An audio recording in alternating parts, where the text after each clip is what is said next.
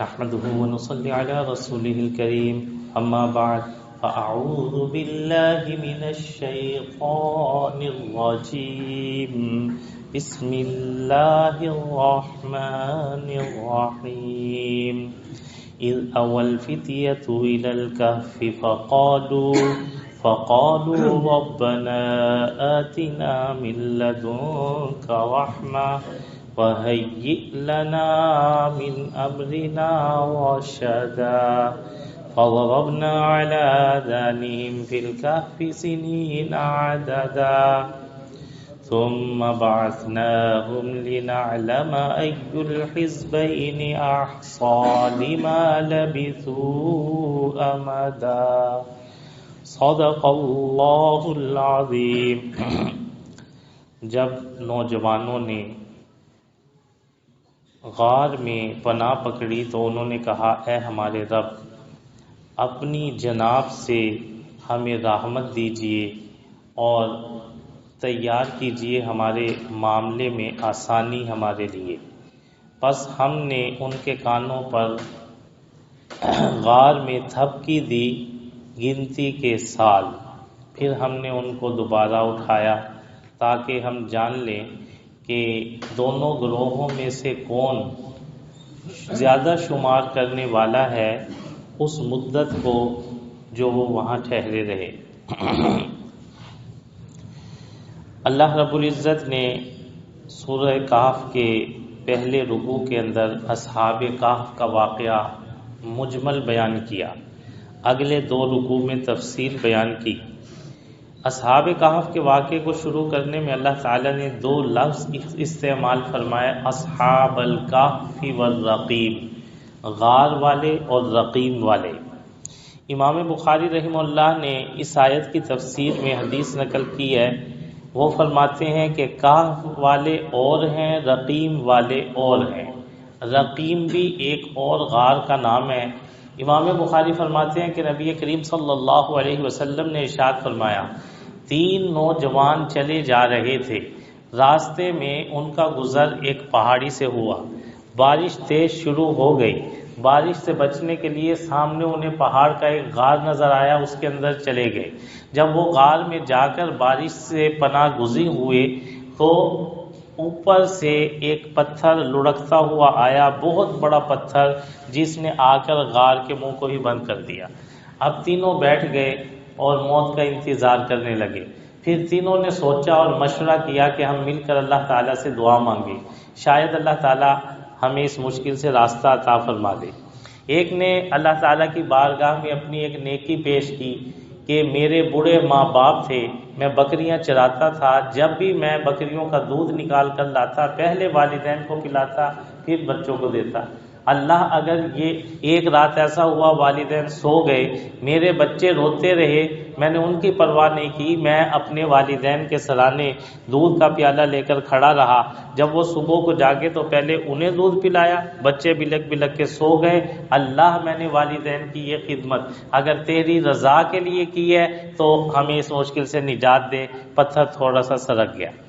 دوسرے آدمی نے عرض کیا، باری تعالیٰ، میری ایک چچا زاد بہن نوجوان دوشیزہ تھی اور میں اس سے غلط کاری کرنا چاہتا تھا، ایک مرتبہ اسے پیسے کی ضرورت پڑی، وہ میرے پاس آئی، میں نے اس سے طے کر لیا کہ میں یہ پیسہ تجھے دیتا ہوں تو مجھے خواہش پوری کرنے دے، لیکن جب میں خواہش پوری کرنے لگا، پیسہ ادا کر چکا، تو اس نے کہا، یا عبد اللہ اتق اللہ، اے اللہ کے بندے اللہ سے ڈر جا۔ اللہ اس وقت مجھے تیرے خوف کے سوا کوئی چیز اس گناہ سے روکنے والی نہیں تھی، میں تجھ سے ڈر گیا اور میں نے چچا زاد بہن کو چھوڑ دیا۔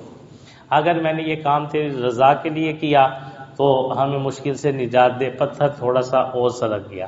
تیسرے نے عرض کیا، باری تعالیٰ، ایک مرتبہ میرے پاس ایک مزدور مزدوری کر رہا تھا، شام کو جب میں نے اس کو مزدوری دینا چاہی، وہ ناراض ہو کر چلا گیا اور کہہ گیا کہ یہ میری پوری مزدوری نہیں، وہ مجھے نہ ملا، میں نے اس کی مزدوری کے پیسے سے گائے خریدی، وہ گائیاں بڑھتی چلی گئی، پورا ریوڑ ہو گیا۔ بہت عرصے کے بعد وہ مجھ سے مزدوری مانگنے کے لیے آیا تو میں نے کہا، یہ وادی جو گائیوں کی بھری ہوئی ہے یہ ساری تیری ہے۔ وہ کہنے لگا مجھ سے مذاق کرتے ہو؟ میں نے کہا نہیں، معاملہ ہوتا ہے، یہ جو چری پھری ہیں انہوں نے تو اللہ کی گھاس چری ہے، میں نے تو ان پر کوئی محنت نہیں کی، ایک گائے تیری تھی اس سے اللہ نے اتنی گائیاں بنا دی، اللہ اگر میں نے تجھے راضی کرنے کے لیے یہ معاملہ کیا تھا تو ہمیں اس مشکل سے نجات دے۔ اب وہ پتھر بالکل لڑکتا ہوا جا گرا، راستہ بھی کھل گیا، غار بھی کھل گیا، بارش بھی تھم گئی اور تینوں اپنے سفر پر روانہ ہو گئے۔ امام بخاری فرماتے ہیں رقیم سے یہ مراد ہے۔ دوسرے مفسرین فرماتے ہیں کہف غار کو کہتے ہیں، رقیم یا تو اس شہر کا نام ہے جس کے یہ رہنے والے تھے، یا رقیم اس پہاڑ کا نام ہے جس میں یہ غار ہے، یا رقیم اس کتے کا نام ہے جو ان کے غار کے دروازے کے اوپر ان کے ساتھ تھا۔ البتہ وہ کہتے ہیں کہ اصحاب کہف و رقیم ایک ہی نوجوانوں کی جماعت ہے۔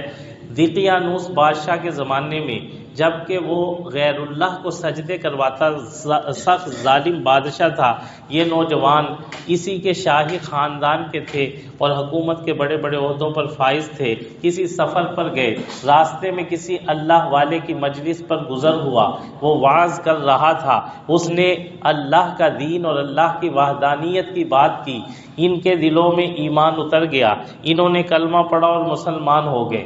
واپس جب اپنے علاقے کے اندر دقیانوس بادشاہ کے علاقے میں آ گئے تو اپنے ایمان کو چھپانے لگے، مگر ان کی بات کھلتی چلی گئی۔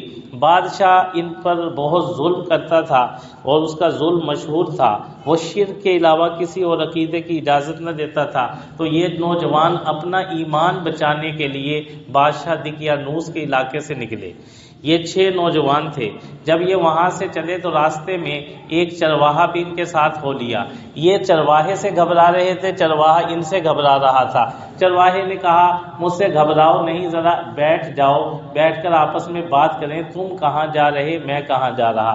پتہ چلا اس چرواہے کے دل میں بھی اللہ تعالیٰ نے ایمان ڈال دیا تھا، یہ بھی ایمان والے تھے، آپس میں بات ہوئی، سب ایک ہی مذہب اسلام اس وقت جو تھا اس کے ماننے والے ہو گئے۔ تو چرواہے کا کتا بھی ان کے پیچھے ہو گیا۔ انہوں نے سوچا کہ کتا تو ایک نجس اور پلید ناپاک جانور ہے، کتے کو بھگانے کی کوشش کی۔ اللہ رب العزت نے کتے کو گویائی دی۔ کتے نے کہا انسانی زبان میں کہ تم چونکہ ایک اللہ کی توحید کے قائل ہو اور اللہ کی محبت کرنے والے ہو اور اللہ کی محبت میں اپنا وطن اور گھر بار اور شاہی محلات چھوڑنے والے ہو، اس لیے اللہ کی وجہ سے مجھے بھی تم سے محبت ہو گئی ہے، میں تمہیں کوئی تکلیف نہیں دوں گا، مجھے اپنے ساتھ چلنے دو، میں تمہارا پہرے دار بنوں گا جہاں تم جاؤ گے۔ اب یہ تو ان کے لیے بڑی کرامت ہوئی کہ کتے نے بات کی، انہوں نے سوچا یہ کتا ایمان کے بول بولتا ہے، لہٰذا اس کو بھی ساتھ لے لیا، اور ساتھ لینے کے بعد اللہ فرماتے ہیں یہ غار کے اندر آ گئے۔ غار میں جب انہوں نے پناہ پکڑی تو سب سے پہلا کام اللہ رب العزت سے اپنی بے کسی عاجزی کے لیے دعائیں شروع کر دی، بے بسی میں دعائیں کر رہے ہیں، اللہ کی رحمت کو پکار رہے ہیں کہ اے ہمارے پروردگار اپنی جناب سے ہمیں آپ رحمت عطا فرما دیجئے، اگر آپ ہم پر رحمت فرما دیں گے تو ہم بادشاہ کی دسترس سے بچ جائیں گے، وگرنہ بادشاہ نے تو ان کی تلاش کے اندر کارندے لگائے ہوئے تھے کہ ہمارے نوجوان کہاں چلے گئے۔ اللہ ہمارے معاملے کے اندر درستگی، ہدایت، آسانی کر دیجئے، یہ دعائیں مانگنے لگے۔ اللہ فرماتے ہیں جب یہ مجھ سے دعائیں مانگنے لگے اور میری محبت میں انہوں نے ساری اپنی خوشیاں اور اپنا وطن چھوڑ دیا اور ہجرت کر لی اور اس غار میں آ کر پناہ پکڑ لی، پھر یہ میرے ایسے محبوب بندے ہو گئے کہ بچہ تو اپنی ماں کا محبوب ہوتا ہے۔ ایک مسئلہ سن لیں، عام طور پر گھروں میں ایسا ہوتا ہے، بعض عورتیں سمجھتی ہیں کہ بچوں کو سلانے کے لیے مارنا پڑتا ہے، وہ کہتی ہیں بچے کی پٹائی کر دو، رو کے سو جائے گا۔ قرآن نے سلانے کا طریقہ بتا دیا۔ اللہ فرماتے ہیں میں اللہ نے جب اپنے ان پیاروں اصحاب کہف کے ان 7 آدمیوں کو سلانا چاہا، فضربنا علی آذانہم فی الکہف سنین عددا، میں نے ان کے کانوں پر تھپکی دی۔ اب ماؤں کو بتاؤ کہ قرآن نے بتایا کہ بچے کو سلانے کا طریقہ کان پر تھپکی دینا ہے، کان پر تھپکی دینے سے بچہ بہت جلد سو جائے گا۔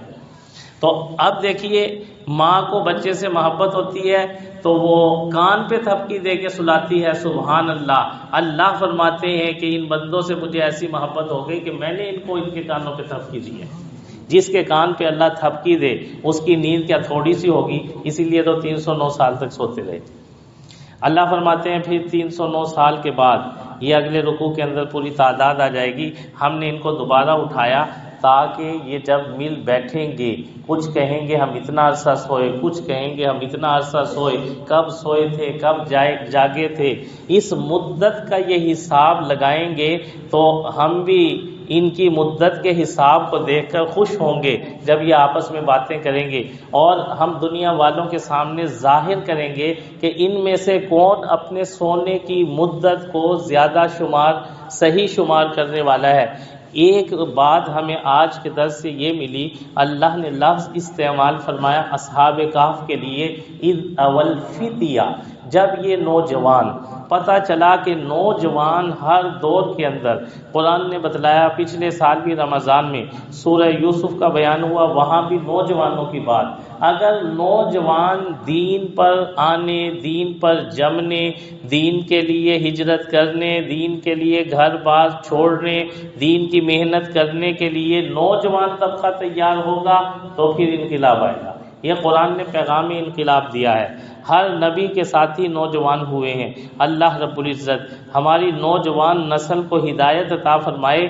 پہلے نوجوانوں کی نقل، اب قرآن نے یہ واقعہ ایسا قصہ نہیں سنایا کہ سنو اور اس سے مزے لے لو، نہیں، بلکہ قرآن نے ہماری رہنمائی کی ہے کہ اپنی نوجوان نسل کو تیار کرو۔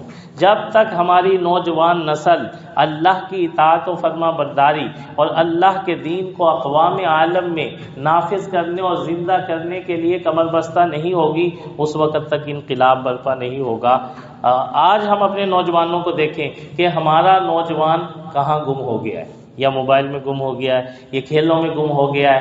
اللہ رب العزت ہماری نوجوان نسل کی اصلاح فرمائے اور ہمیں اپنے نوجوانوں پر محنت کرنے کی توفیق عطا فرمائے۔ وآخر دعوانا الحمدللہ رب العالمین۔ الحمدللہ رب العالمین والعاقبۃ للمتقین والصلاة والسلام علی سید الانبیاء والمرسلین۔ ربنا آتنا فی الدنیا حسنہ وفی الآخرۃ حسنہ وقنا عذاب النار۔ پروردگار عالم، جیسے آپ نے اصحاب کہف غار میں جانے والوں کو اپنی محبت عطا فرمائی تھی، اپنی محبت میں سب کچھ چھوڑنا آسان فرما دیا تھا، اللہ ہماری نوجوان نسل سے بھی خواہشات کو چھوڑنا آسان فرما دیجیے، طاعات پر آنا آسان فرما دیجیے۔ صلی اللہ علیہ نبی الکریم وعلی آلہ واصحابہ اجمعین، آمین برحمتک یا ارحم الراحمین۔